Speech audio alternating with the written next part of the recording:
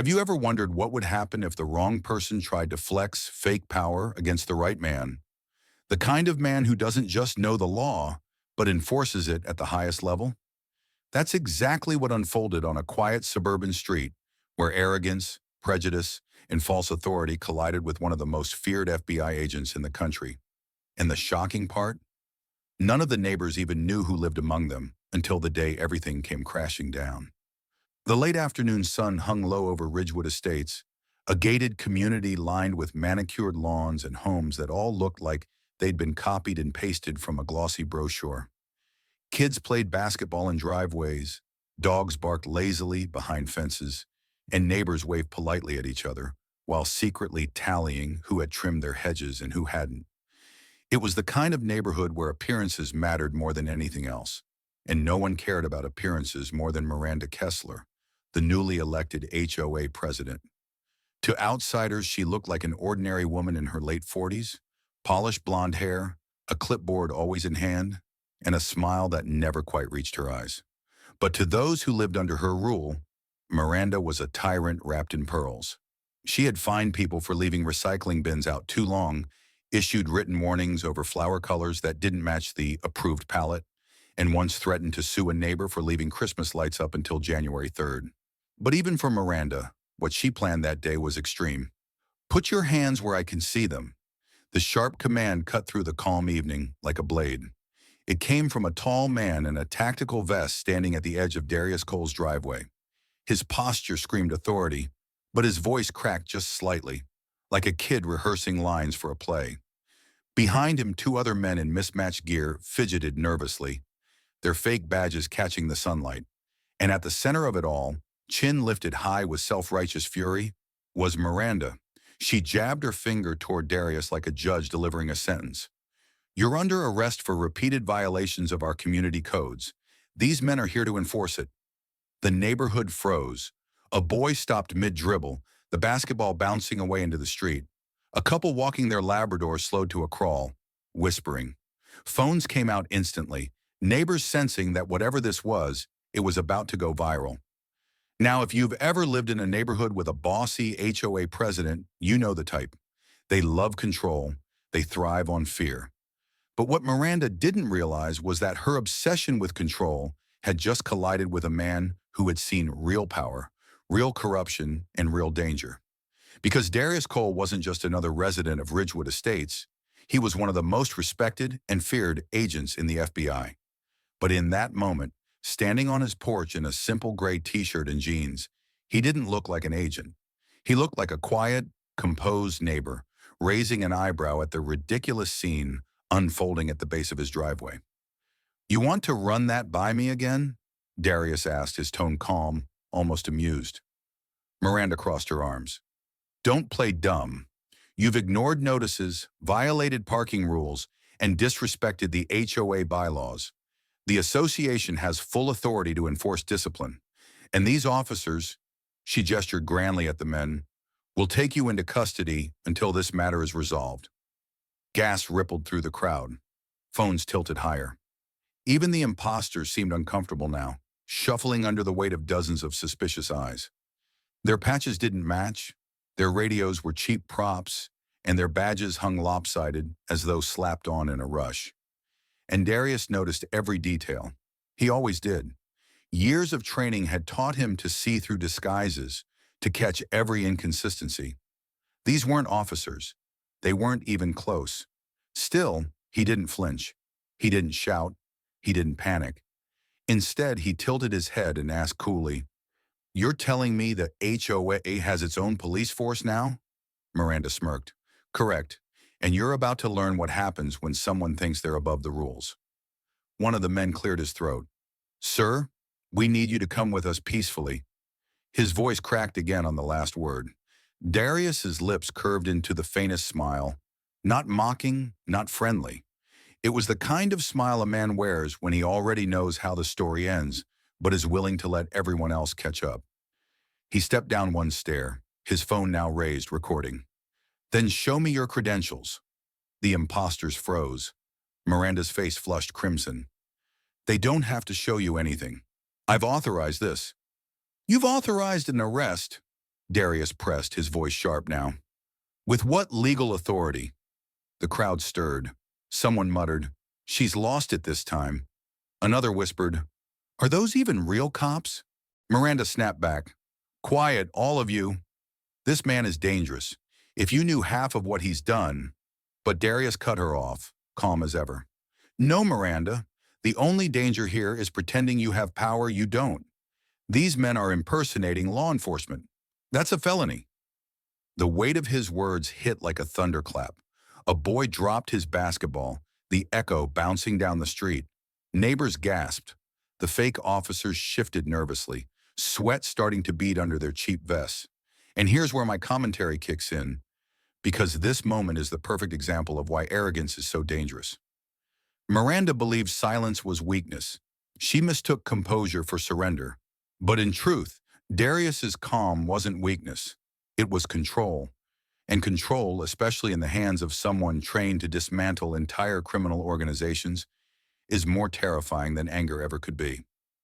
"Let's make sure," Darius said, raising his phone higher. "I'll call the real police right now." The crowd leaned in, hungry for what came next, and while Miranda puffed herself up like a dictator at a neighborhood rally, she had no idea she had just walked into the worst mistake of her life, because she wasn't dealing with a quiet man who didn't respect HOA rules. She was trying to stage the arrest of an FBI agent whose name, if spoken inside bureau walls, sent shivers down the spines of men who thought they were untouchable. And that right there was the beginning of her downfall. If you've ever been in a situation where someone is bluffing, you know there's always that one tipping point, the moment when the lie either collapses under its own weight or spins so wildly out of control it can't be stopped. On Darius Cole's driveway, that moment had arrived. Miranda Kessler stood stiff as marble, barking orders like a self-crowned queen. The three men in tactical vests looked less like officers by the second, shuffling nervously under the judgmental stares of 24 neighbors, their mismatched patches practically screaming fraud. And Darius? He was calm. Too calm. That's what shook the imposters the most. Most people, when faced with three men in dark vests telling them they're under arrest, would panic. They'd argue, they'd shout, maybe even cry. But Darius didn't give them the satisfaction. He stood steady, phone in hand, voice sharp yet controlled, the kind of voice that could silence a room without ever rising in volume. "On whose authority?" he asked again. The tallest imposter swallowed hard. His hand hovered awkwardly near the plastic cuffs strapped to his belt, like he was debating whether to actually use them. "Don't answer him," Miranda snapped. "You don't owe him anything. Just do your job." But here's the thing about fake power. It crumbles the second it's questioned. Real officers don't hesitate when asked for credentials. Real authority doesn't need someone else shouting behind it. And everyone watching knew it. The neighbors were whispering, shaking their heads, some even laughing under their breath. That was the moment Darius decided to tighten the noose. "If you're real officers," he said, his tone slicing like steel, "then read me my rights. Go ahead. Word for word. I'll wait." Silence. One imposter glanced at another, his face pale as chalk. Another fiddled nervously with his fake badge, as if hoping it might suddenly turn real. The tallest one opened his mouth, stammered, You have the right," then froze, lost. The crowd erupted in low laughter. Someone whispered, "They don't even know the words." Miranda's face turned crimson. She waved her arms like a drowning woman. "Stop stalling! The HOA doesn't need Miranda rights. Take him into custody." Darius chuckled, soft, almost pitying. "Miranda, listen to yourself. The HOA doesn't get to make arrests. You fine people for leaving bins on the curb. You don't handcuff them." Neighbors gasped, phones tilted higher. Even kids could sense this wasn't just a petty HOA squabble anymore. And here's my take. Arrogance always has blind spots.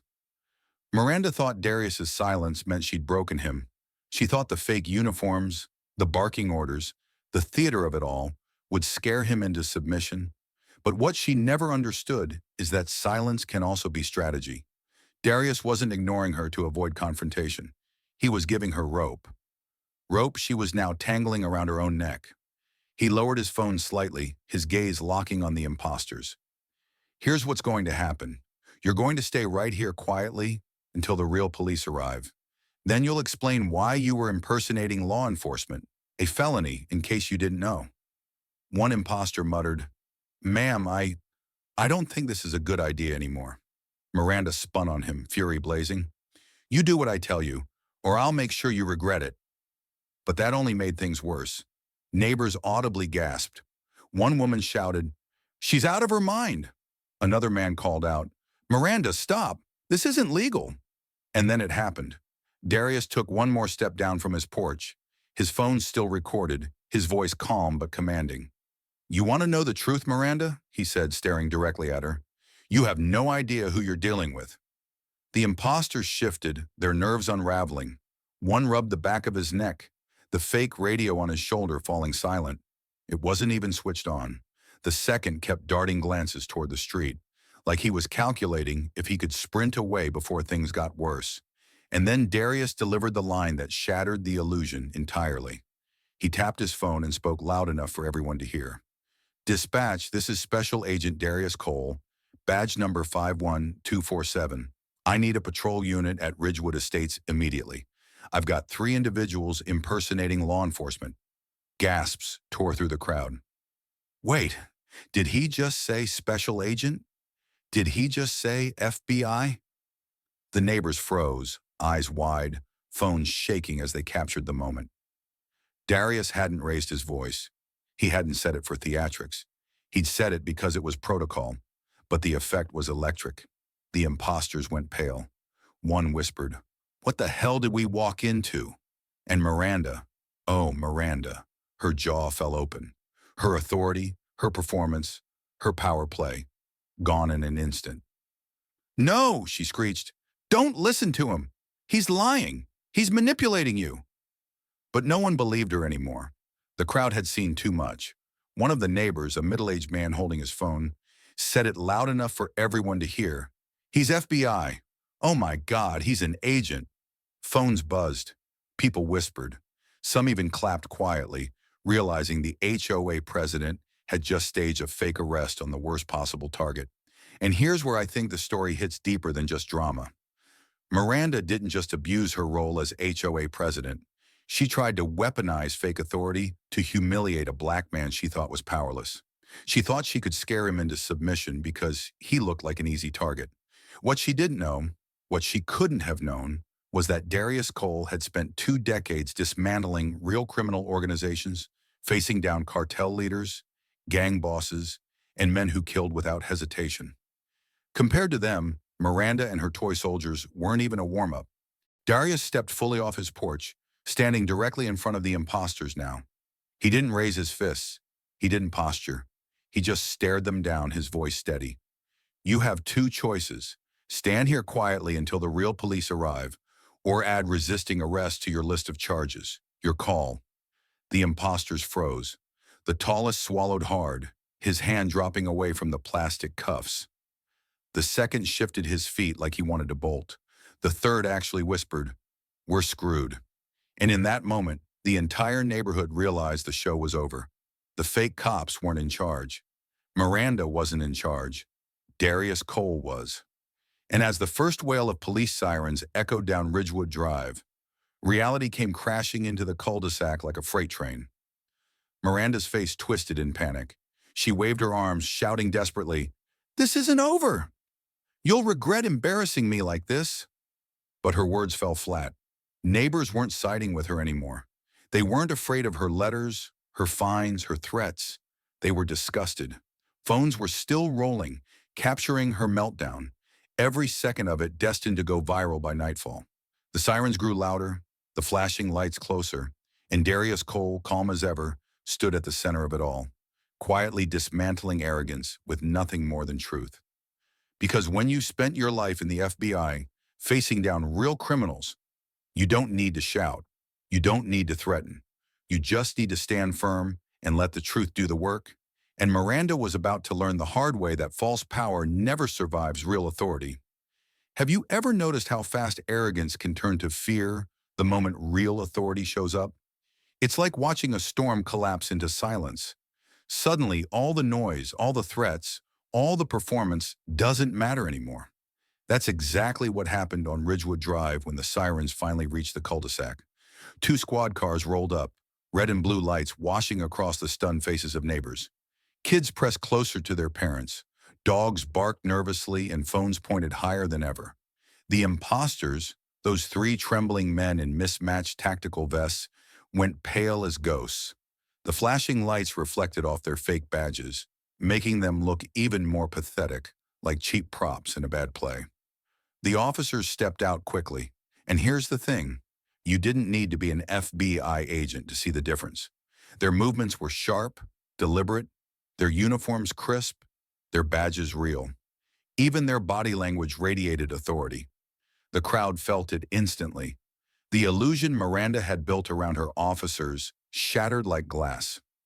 Darius Cole lowered his phone just slightly and addressed the officers in a steady voice. Officers, I've been recording the entire interaction. These three individuals presented themselves as law enforcement under the authority of the HOA president. They attempted to arrest me without cause. Their credentials are fake. The tallest imposter opened his mouth, lips trembling, as if he wanted to explain. No words came. The shorter one actually took half a step back, only to freeze as a real officer barked, "Hands where we can see them. Now!" Within seconds, the three men were separated, their fake badges stripped, their radios revealed to be nothing more than glorified walkie-talkies. The plastic cuffs dangling from their belts looked ridiculous now, childish toys in the face of real handcuffs clicking shut around their wrists. Miranda's voice rang out, high-pitched, desperate. "Wait, this is a mistake. They were hired by the HOA. They're here under my authority." One of the officers turned toward her, eyebrows raised. "Your authority? Ma'am, unless you're law enforcement or acting under direct state orders, you don't have the legal right to detain anyone." But Miranda wasn't hearing reason anymore. She clung to her clipboard like it was a weapon, her voice shrill with panic. "I'm the HOA president. That gives me responsibility for the safety of this community." The officer shook his head slowly, like he couldn't believe what he was hearing. "That doesn't give you the right to impersonate law enforcement or to hire others to do it." And this is where I step back and add something important. This right here is the danger of unchecked power in small places. It might look laughable, an HOA president pretending to be the law, but the principle is terrifying, because when you let someone abuse power unchecked, it always escalates.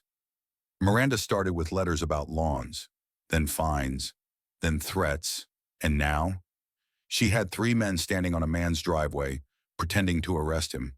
If Darius hadn't been who he was, if neighbors hadn't been filming, who knows how far it would have gone.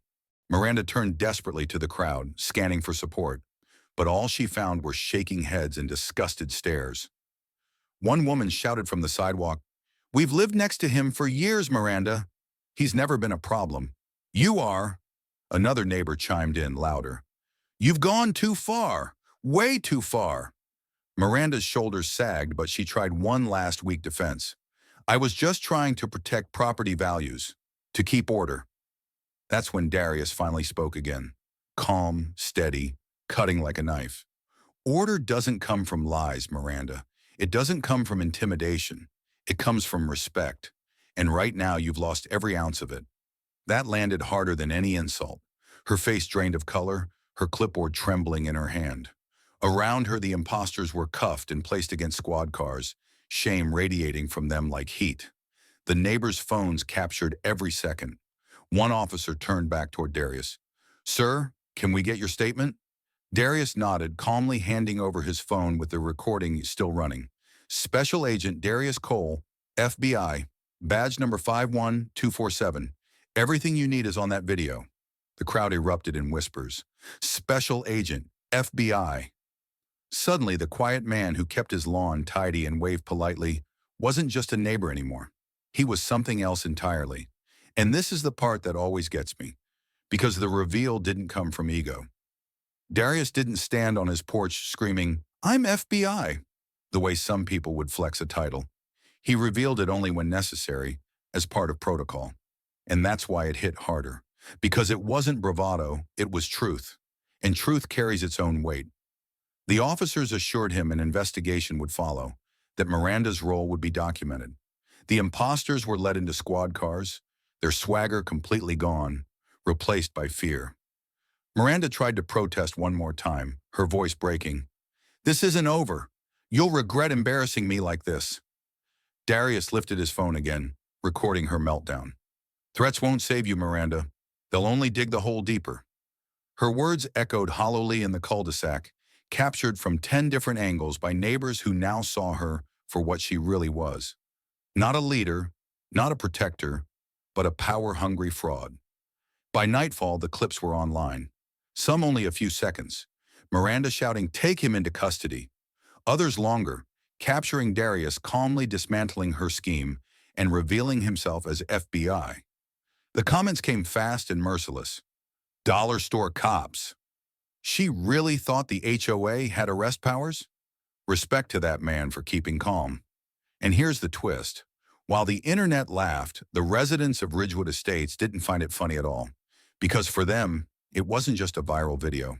It was their home, their community, and it had been nearly hijacked by one woman's obsession with control. 3 days later, the HOA held an emergency meeting.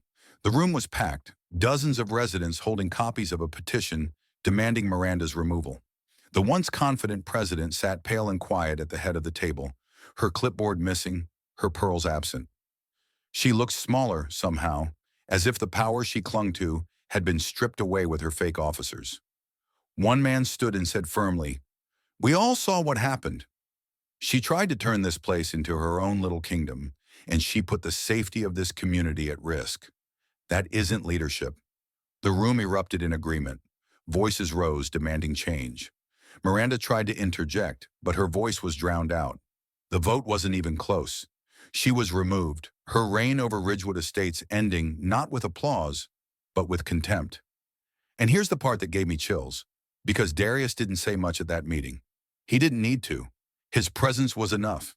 His calm composure, the same composure that had dismantled gang leaders and fraud masterminds, was the same composure that had stopped his own neighborhood from spiraling into something darker.